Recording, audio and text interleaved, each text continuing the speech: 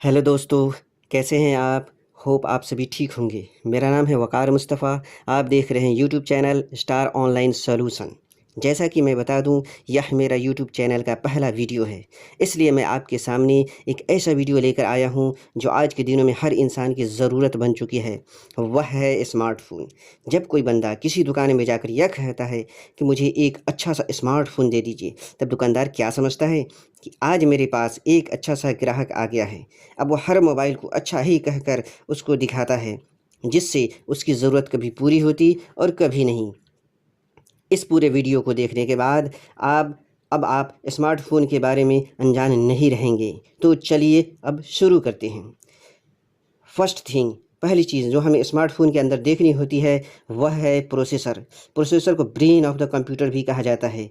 जैसा नाम वैसा ही काम, यानी प्रोसेस करना। हम इसे समझें, जब हम मोबाइल के कैलकुलेटर में 2+2 लिखकर इज़ इक्वल टू को प्रेस करते हैं तो फ़ौरन प्रोसेस होकर 4 आ जाता है। दूसरी तरह समझें, जब हम यूट्यूब पर बोलते हैं खुल जा सिम सिम, तो फ़ौरन प्रोसेस होकर इंटरनेट से खुल जा सिम सिम का वीडियो सामने आ जाता है। और जब हम उस पर क्लिक करते हैं तो ये वीडियो प्रोसेस होकर फिर चलने लगता है। यही प्रोसेसर का काम है। अब हमें प्रोसेसर का चुनाव करने में कम से कम 3 बातों का ध्यान देना चाहिए। Number 1, processor core. यह प्रोसेसर कितने कोर का है? Dual core, quad core, hexa core, octa core, Deka core. यह कोर क्या है? यह कोर कामों का बंटवारा है। अगर किसी काम को 2 आदमी करता है तो उसे कितना वक्त लगेगा? अगर उसी काम को 4 आदमी करता है तो कितना वक्त लगेगा? इसी तरह 6 आदमी, 8 आदमी, 10 आदमी करता है तो कितना वक्त लगेगा? सिंपल सी बात है, जितना ज़्यादा आदमी करेगा उतना ही कम टाइम लगेगा। यही बात प्रोसेसर के कोर के साथ है। जितने ज़्यादा कोर होंगे मोबाइल उतना ही फास्ट चलेगा। दूसरा नंबर, क्लॉक स्पीड। इस प्रोसेसर का क्लॉक स्पीड कितना है? 1 गीगाहर्ट्ज़, 2 गीगाहर्ट्ज़, 2.6 गीगाहर्ट्ज़। ये गीगाहर्ट्ज़ क्या है? यानी 1 सेकंड में 1 बिलियन इंस्ट्रक्शन प्रोसेस करने वाला प्रोसेसर 1 गीगाहर्ट्ज़। 2 गीगाहर्ट्ज़ यानी 1 सेकंड में 2 बिलियन इंस्ट्रक्शन प्रोसेस करने वाला प्रोसेसर। इसी तरह 2.6 बिलियन इंस्ट्रक्शंस प्रोसेस करने वाला प्रोसेसर। इसका मतलब ये हुआ कि जितना ज़्यादा क्लॉक स्पीड होगा उतना ही अच्छा या फास्ट प्रोसेसर होगा। Number 3, nanometre technology. 14 nanometre, 12 nanometre, 7 nanometre, 6 nanometre. ये नैनोमीटर टेक्नोलॉजी क्या है? प्रोसेसर के अंदर ट्रांजिस्टर्स और अदर कंपोनेंट्स के बीच की दूरी को नैनोमीटर में ही नापा जाता है। यह दूरी जितनी ही कम होगी उतना ही ज़्यादा ट्रांजिस्टर और उतना ही ज़्यादा फास्ट प्रोसेसर होगा। अतः जितना कम नैनोमीटर होगा उतना ही फास्ट प्रोसेसर होगा। फाइनली हमारे लिए अच्छा प्रोसेसर कौन होगा? जिसमें ज़्यादा से ज़्यादा कोर हो, जैसा ऑक्टा कोर, डेका कोर। ज़्यादा से ज़्यादा क्लॉक स्पीड हो, जैसे 2.3 गीगाहर्ट्ज़, 2.6 गीगाहर्ट्ज़। और कम से कम नैनोमीटर टेक्नोलॉजी हो, जैसे 6 nanometre, 7 nanometre, 12 nanometre. Second important thing, दूसरी अहम चीज़ जिसे हमें ध्यान देने की ज़रूरत है वह है रैम, रैंडम एक्सेस मेमोरी, जिसे हम चलत मेमोरी भी कहते हैं। यह वैसा मेमोरी है कि जब मोबाइल ऑन रहता है तो इसका यूज़ होता है, जब मोबाइल ऑफ होता है तो इसका कोई यूज़ नहीं होता। यह एक फास्ट मेमोरी होता है। रैम और प्रोसेसर का बहुत ही घनिष्ठ संबंध है। जब हम किसी ऐप्स को चलाते हैं तब प्रोसेसर उसे प्रोसेस करता है और रैम उसे स्टोरेज प्रोवाइड करता है। जब हम किसी एक ऐप्स पर काम करते हैं, फिर दूसरे ऐप्स पर काम करते हैं, फिर तीसरे ऐप पर, और जब हमें पहले या दूसरे ऐप से कोई डाटा लेने की ज़रूरत होती है और हम उसे क्लिक करते हैं तो जहाँ पर हमने उसे पहले छोड़ा था वहीं पर वह बैकग्राउंड में सेव रहता है। हम वहाँ से पुनः डाटा प्राप्त कर लेते हैं। इसी प्रोसेसर को मल्टी प्रोसेसिंग कहते हैं, जो कि रैम की वजह से होता है। अतः रैम जितना ज़्यादा होगा उतना ही स्मूथली हम मल्टी प्रोसेसिंग कर सकते हैं। अतः कम से कम 2 GB, 3 GB रैम तो होना ही चाहिए। अगर 4 GB, 6 GB या 8 GB है तो और ज़्यादा अच्छा है। थर्ड इम्पोर्टेंट थिंग, तीसरी अहम चीज़ जिसे हमें ध्यान देने की ज़रूरत है वह रोम है, रीड ओनली मेमोरी। यह एक परमानेंट मेमोरी है। इसमें files, operating systems, apps, pictures and movies इत्यादि इत्यादि परमानेंटली स्टोर होते हैं। इसका उपयोग booting, like turning mobile on off and file को ओपन या बंद करने में भी होता है। अतः जितना ज़्यादा रोम होगा उतना ही स्मार्टफोन अच्छा होगा। नहीं तो हम कोई इम्पोर्टेंट फाइल डाउनलोड करेंगे तो फुल स्पेस बताएगा और डाउनलोड नहीं हो पाएगा। रोम कम से कम 16 या 32 जीबी तो होना ही चाहिए। अगर 64, 128 या उससे ज़्यादा हो तो बहुत अच्छा है। चौथी इम्पोर्टेंट चीज़, फोर्थ इम्पोर्टेंट थिंग जो हमें ध्यान देना है वह है ऑपरेटिंग सिस्टम। इसे शॉर्ट में ओएस भी कहते हैं। ऑपरेटिंग सिस्टम क्या काम करता है? एक ऑपरेटिंग सिस्टम मोबाइल्स के रिसोर्सेज जैसे प्रोसेसर्स, रैम, रोम को मैनेज करता है।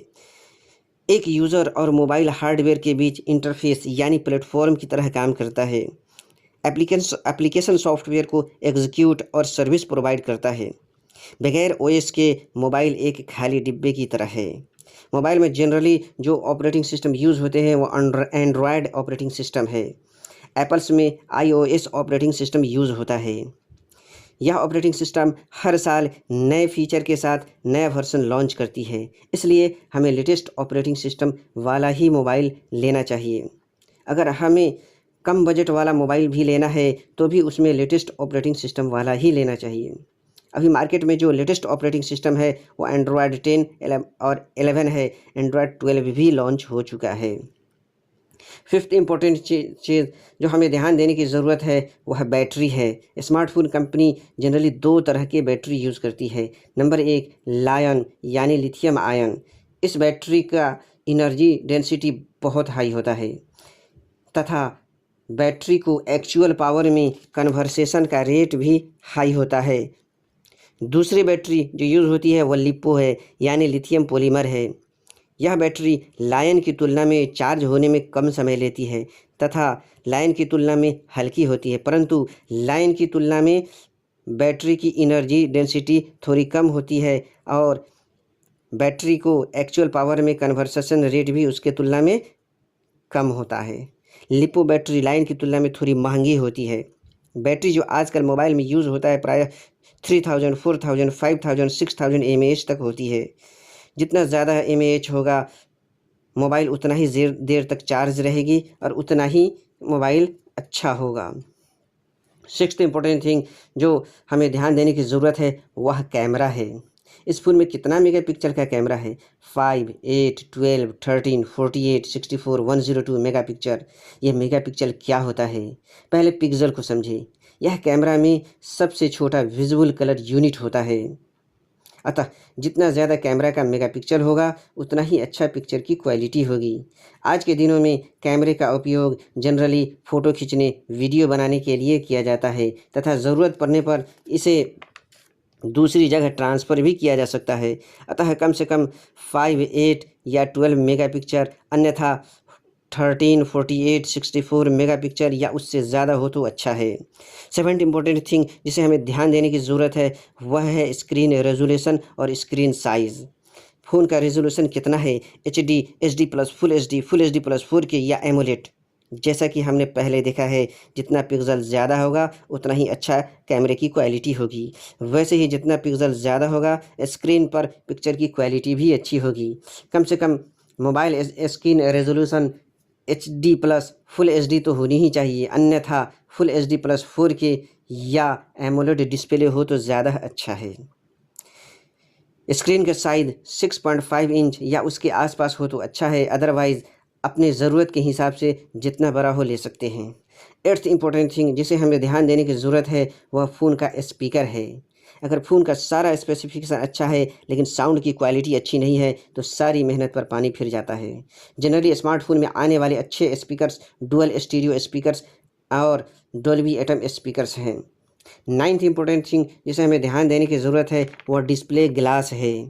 आज के दिनों में मोबाइल में जनरली यूज्ड होने वाला अच्छा display glass cornering gorilla glass है। उसका जितना लेटेस्ट वर्जन हो उतना ही अच्छा है। उसके लेटेस्ट वर्जन में कॉर्निंग गोरिल्ला ग्लास विक्टस या कॉर्निंग गोरिल्ला ग्लास 6, 5, 3 इत्यादि है। और लास्टली कुछ इम्पोर्टेंट स्पेसिफिकेशन है जिसे हमें ध्यान देना है वह है नंबर 1 ब्रांडेड मोबाइल। मेरा personal suggestion 5 to 10% weightage brand पर जाता है। जो ब्रांडेड स्मार्टफोन होता है वो अपना एक मिनिमम क्वालिटी स्टैंडर्ड ज़रूर मेंटेन करता है जो किसी नए ब्रांड में मिल भी सकता या नहीं भी। नंबर 2 अपग्रेडेबल ऑपरेटिंग सिस्टम वाला अगर मोबाइल है तो वह ज़्यादा अच्छा है उससे जिसमें यह फैसिलिटी नहीं है। नंबर 3, स्मार्टफ़ोन में फिंगर प्रिंटर स्कैनर और फेस लॉक फैसिलिटी है या नहीं। आज के ज़माने में यह फैसिलिटी तो होनी ही चाहिए। फाइनली, ऊपर बताए हुए स्मार्टफ़ोन के ख़रीदने की तमाम खूबियाँ हमें कहाँ से पता चलेगा? यह हमें फ़ोन के डिब्बे पर या अमेज़न, फ्लिपकार्ट जैसे साइट पर या गूगल में सर्च करके सारे स्पेसिफ़िकेशन को हम प्राप्त कर सकते हैं। मैंने अलग-अलग रेंज में अच्छे-अच्छे स्पेसिफ़िकेशन के साथ कुछ स्मार्टफ़ोन परचेज़ का अमेज़न लिंक डिस्क्रिप्शन बॉक्स में दिया है। अगर आप परचेज़ करना चाहते हैं तो उस लिंक से परचेज़ कर सकते हैं। इन्हीं सारी सजेशन के साथ मैं अपना यह वीडियो ख़त्म करता हूँ। होप आप लोगों को अच्छा लगा होगा। थोड़ा वीडियो लंबा हो गया इसके लिए सॉरी। अब आपको इस वीडियो को क्या करना है, आप बहुत स्मार्ट हो, आपको बताने की ज़रूरत नहीं है। Thank you.